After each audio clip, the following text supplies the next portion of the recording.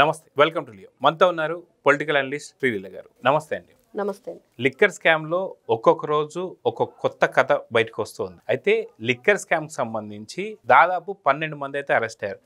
Mithun Reddy arrest అవడంతో పూర్తి స్కామ్లో ఉన్న వాళ్ళందరూ కూడా బయటికి రాబోతున్నారు. అయితే తీగలాగితే డొంక కదిలినట్టుగా ఇప్పుడు నెల్లూరుకి సంబంధించినట్టు రామరెడ్డి ప్రతాప్ రెడ్డికి సంబంధించినటువంటి ఒక వార్త మాత్రం చాలా పెద్ద హల్చల్ అవుతుంది. చెవిరెడ్డి గారు 540 కోట్లు ఇచ్చారని, అది నెల్లూరు ఒంగోలుకు సంబంధించిన ఎన్నికలకు సంబంధించి వాడారని చెప్పి మొన్నటిదాకా రామరెడ్డి ప్రతాప్ రెడ్డి గారు అజ్ఞాతంలో ఉన్న వాళ్ళు బయటికి రావడం, అదే కొన్ని మీడియా సంస్థల్లో ఈ వార్తలు బయటికి స్వయంగా వైసీపీ నేతలే బయట పెట్టడం, ఎక్కడెక్కడ ఎంతెంత ఖర్చు పెట్టారు. సో ఇప్పుడు సిట్టికి సంబంధించి విచారణ రమ్మని చెప్పేసి అన్నట్టుగా, అది కాక ప్రతాప్ ఎవరైతే ఉన్నారో రామరెడ్డికి సంబంధించి కాల్ వెళ్ళడం, ఏదైతే బాలాజీకి సంబంధించినటువంటి ఫోన్ కాల్ వచ్చిందని చెప్పి చెప్తున్నారు. ఏంటి కథ అంటే ఏం చెప్తారు? రామరెడ్డి ప్రతాప్ రెడ్డి నిజంగా ఇతని చేతికి చెవిరెడ్డి భాస్కర్ రెడ్డి ఇంత డబ్బు ఇచ్చాడా అంటే ఈ రోజున వింటూ ఉన్నాం. అసలు ఆ తుడా వ్యాన్ లో డబ్బులు ఏ విధంగా వీళ్ళు మళ్లించారు. ఆ తుడా వ్యాన్ ని అది ఒక ఫ్యాక్చనర్ వ్యాను, ఆ ఫ్యాక్చనర్లు వీళ్లే అంటే చూస్తే మనం ఎక్కడ సీసీ కెమెరాలు లేని ప్లేసుల్లో మెయిన్ రోడ్లు ఉన్నా కూడా వీళ్ళు సైడ్ కొన్ని ఏదైతే మనకి సర్వీస్ రోడ్డుల్లో తిప్పటం, మరి అన్ని కూడా ప్రణాళికగా వీళ్ళు ఏ విధంగా ఈ డబ్బుని ఎన్ని చోట్ల మార్చారంటే గరికపాడు దగ్గర ఎలక్షన్ టైంలో 8,30,00,000 రూపాయల వరకు దొరికినాయి. అక్కడ ఎవరిది ఆ డబ్బు ఏంటి అంటే ఎక్కడా కూడా నోరు మెదపని పరిస్థితి. ఈ మధ్య చూస్తే ఒక వ్యక్తి చేత దాని మీద ఒక 11 నెలల తర్వాత నా డబ్బులేనని చెప్పేసి అతను ఏదో పోలీసులు కంప్లైంట్ చేయటం, మరి అప్పుడే ఎందుకు మీరు క్లెయిమ్ చేయలేదు, మరి ఇప్పుడు ఎందుకు అడుగుతున్నారని ఆరా తీయగా అసలు విషయాలు వెలుగులోకి వచ్చాయి.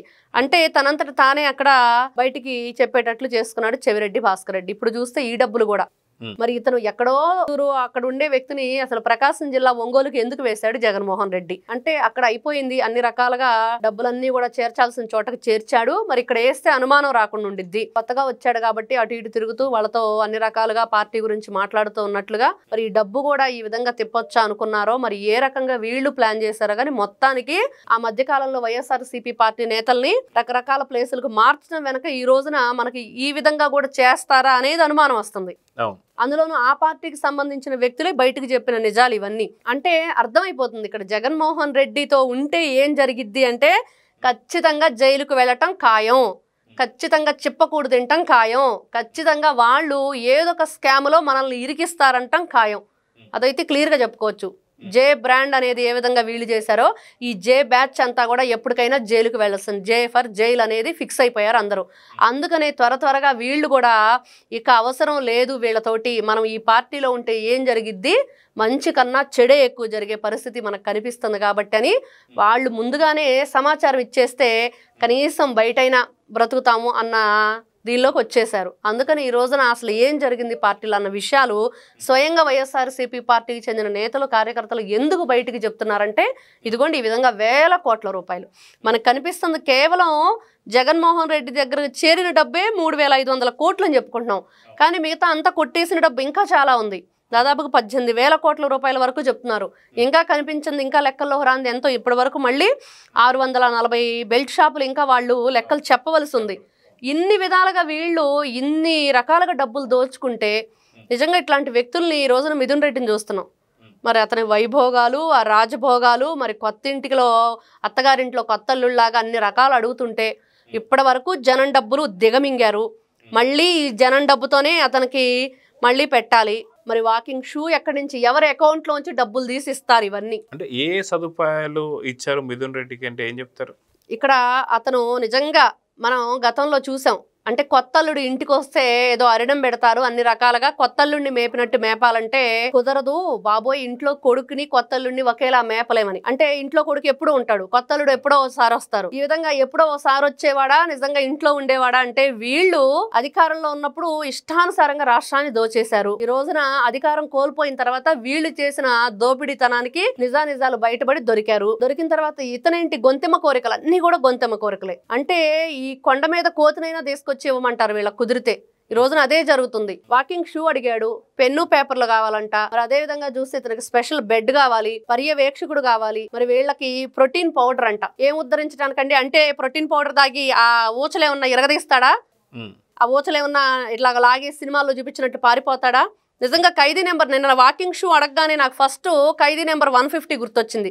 దాంట్లో కూడా చూస్తే మెగాస్టార్ ఆ విధంగానే వాకింగ్ షూ తెప్పించుకొని పారిపోతాడు. దానికి ఏమన్నా ప్లాన్ చేస్తున్నాడా? మరి ఈ పెన్ను పేపర్లు చూస్తేనే మనకి జులై సినిమాలో బ్రహ్మానందం గుర్తొస్తాడు. దాంట్లో కూడా అలానే తెప్పించి పారిపోతూ ఉంటాడు. అంటే గతంలో సినిమా చూస్తే ఎదవలకు పదవులు వస్తే ఇట్లానే ఉండిద్ది రామా అని, జైల్లో కూడా ఇట్లాంటి వ్యక్తులు ఉంటే వీళ్ళకి రాజభోగాలు అనుభవిస్తూ ఉంటే అల్లు రామలింగయ్య గారు, రావు గోపాలరావు గారు డైలాగ్ ఒకటి ఉంటుంది, ఏంట్రా బాబు ఇదంతా వీళ్ళకి ఎందుకు ఇంత రాజవైభోగం అంటే ఎదవలకు పదవులు వస్తే ఇలానే ఉండిద్ది అన్నట్లుగా అది క్లియర్గా ఈ రోజున పిక్చర్ కనిపిస్తుంది మిథున్ రెడ్డి విషయంలో. అయితే 11 మంది ఎమ్మెల్యేలు ఉన్నటువంటి వైసీపీలో లిక్కర్ స్కామ్లో మిథున్ రెడ్డి అరెస్ట్ అయిన తర్వాత మాత్రం పెను మార్పులు వచ్చినట్టుగా తెలుస్తుంది. ఏదైతే జగన్మోహన్ రెడ్డి తప్ప మిగతా 10 మంది ఎమ్మెల్యేల్లో అటు పెద్దారెడ్డి రామచంద్రారెడ్డి గారు తప్ప దాదాపు 5 నుంచి 6 మంది ఎమ్మెల్యేలు ఇప్పుడు పూర్తిగా గోడ మీద పిల్లిలాగా జంప్ అవ్వడానికి రెడీగా ఉన్నారు.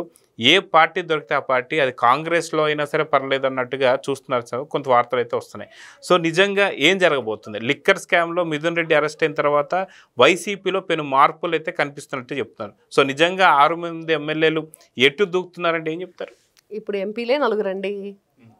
విజయసాయిరెడ్డి రాజీనామా చేసి వెళ్ళిపోయాడు. ఇటు చూస్తే మిథున్ రెడ్డి అరెస్ట్ అయ్యాడు. ఇంకొకరు అరెస్ట్ అవ్వబోతున్నారు అంటున్నారు. ఇలా రకరకాలు వినిపిస్తున్నాయి. మరి ఎంపీలు గోవింద అయిపోయింది. ఉన్న ఎమ్మెల్యేలు ఈ రోజున చూస్తే జగన్మోహన్ రెడ్డి 11వ ఎమ్మెల్యే. మిగతా 10 మందిలో ఎంతమంది ఉంటారు, ఎంతమంది పోతారంటే ప్రతి ఒక్కరి పరిస్థితి నిజంగా చాలా దారుణంగా ఉంది. కక్కలేక మింగలేక చచ్చిపోతున్నారు. ఏం కర్మరా బాబు, ఎందుకు వచ్చాము ఈ పార్టీలోకి, ఎందుకు ఈ జగన్మోహన్ రెడ్డి వలలో పడ్డాము? ఆ వలలో పడ్డట్లే. అసలు అతను గత 5 ఏళ్ళు పరిపాలన చూసిన తర్వాత కూడా ఆ పార్టీకి, అందుకని కొత్త వాళ్ళందరినీ కూడా ఈ ప్లేసులు మార్చటాలు, ఈ డబ్బులు దాచటాలు, వీళ్ళందరినీ కూడా రకరకాలుగా ఆ డబ్బునంతా కూడా ఎలా తీసుకెళ్లాలని చెప్పటం, మరి కొత్త వాళ్ళని ఎమ్మెల్యేలుగా తీసుకురావటం. ఎందుకంటే ఎవరైనా సరే జగన్మోహన్ రెడ్డి చెప్పినట్టు చెయ్యాలి, బూతులు తిట్టమంటే తిట్టాలి, ఎక్కడ సంతకం పెట్టమంటే అక్కడ పెట్టాలి, అవి చేస్తేనే వాళ్ళు ఆ పదవికి అర్హులు. ఇది జగన్మోహన్ రెడ్డి ఫస్ట్ పెట్టే ఏవైతే ఉంటాయో దాంట్లో ఇవన్నీ కూడా, ఇదిగో మీరు ఈ క్వాలిటీస్ ఉండాలి, ఈ క్వాలిఫికేషన్ ఉండాలంటే ఇవే ఏది చెప్తే అది చేయాల్సిందే అనేటట్లుగా మనకు కనిపిస్తుంది.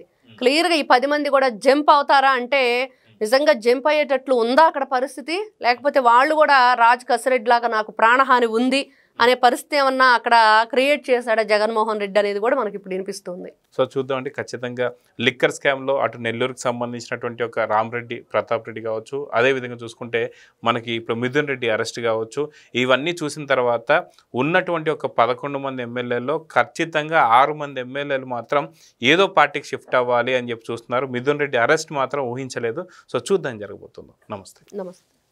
Please subscribe to Leo News for more videos.